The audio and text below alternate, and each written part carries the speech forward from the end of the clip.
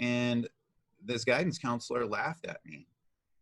He said, "You're a business student, you'll fail and you'll fail miserably, and you're not even in that great a shape." And I left there and I almost committed suicide that night. I had a bottle of vodka and a bottle of pills, and I was like considering taking my life that night, because for the last couple of years I had this dream, this passion that I was pursuing, and I felt like it all got taken away from me.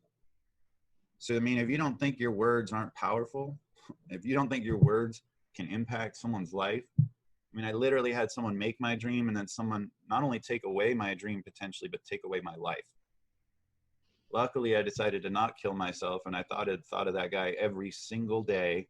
I did the 26 credit hours a semester. I finished like the straight A's. I got into Chapel Hill. I got my master's, and you know, everything despite him.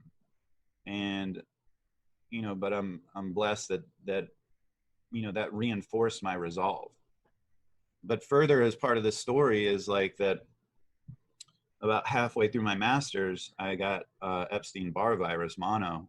And then I got chronic fatigue syndrome, fibromyalgia, Hashimoto's all at once. My body just shut down. I had strep. And I couldn't even get out of bed for months. Like I was just like, not only sick and tired, but like pain, inflamed. Like I thought my life was over, and I was literally thinking of committing suicide again, because everything I've worked for, I said, I'm going to be in bed in pain. I can't think for the rest of my life. I thought that was now my life. And I stumbled into the ketogenic diet while I was, you know, living out this painful life at home. And that changed my path. And I was able to, you know, get back to class and finish up my master's. And then, you know, I've been doing keto for over 20 years, and that was a huge help for me. And then about 8 years ago, I got a pituitary tumor, and I got very serious. And that's when I did paleo, keto, intermittent fasting, biohacking, and, you know, really started my message like on stage, on, you know, TV and, you know, everywhere else, just spending a lot of my own time and money to just spread the message and try and help people like the same way that doctor did for me, and prevent some people from hearing the wrong message like that guidance counselor did. You know, I want to give hope to people. And that became my mission. That became my why. And, you know, it empowered me from there. Wow. How did you get through what the guidance counselor said after that night? What made you not think about him every day when studying? Was it a mindset? Was it, you know, just putting it in the back of your head? It was a mindset. It went from like sadness, like feeling like my dreams were stolen, to kind of a passionate fuck you and hate almost that drove me. And I'm going to be honest that it wasn't healthy for several years. Like, it's not like I was just smiling and forget that guy. I was literally driven by hate for several years. I thought of him every single day. I thought of what he said to me, and hate drove me. Every time someone said, let's go out and get a drink, I thought of that guy. Every time I had a test to study for, I thought of that guy. Mm-hmm. Like literally that guy's voice stayed in my head every single day. Yeah. And it wasn't healthy, but it got me through. So I know exactly how you feel. I mean, a lot of times in life we'll come across these like naysayers, people that are going to tell us that we can't do something. And then that need to prove them wrong is what fuels us. But I imagine in your point, and a lot of people, at one point that hate dissolves and you're fueled by something else. What have you felt that is fueling you now?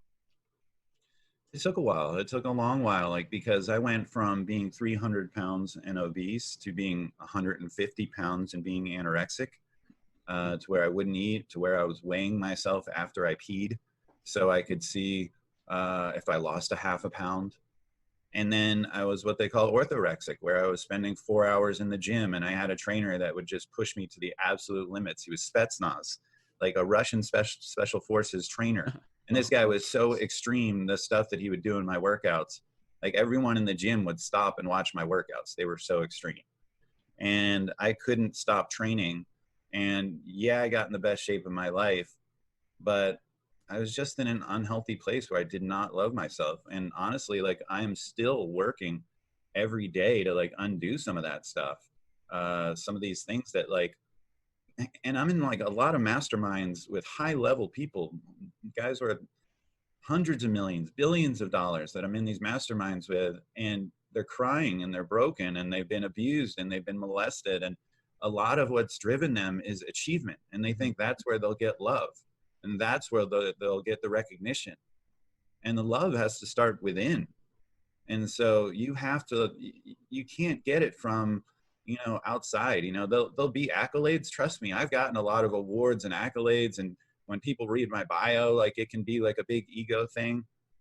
But I've also had points in my life when I've had my business partners destroy me and gut me and screw me over for everything I've had. I've had points where, like, this guidance counselor took away my dreams. I've had points where, girls, that I thought like were the love of my life gutted me, and friends and places I've gotten fired where I was doing everything right.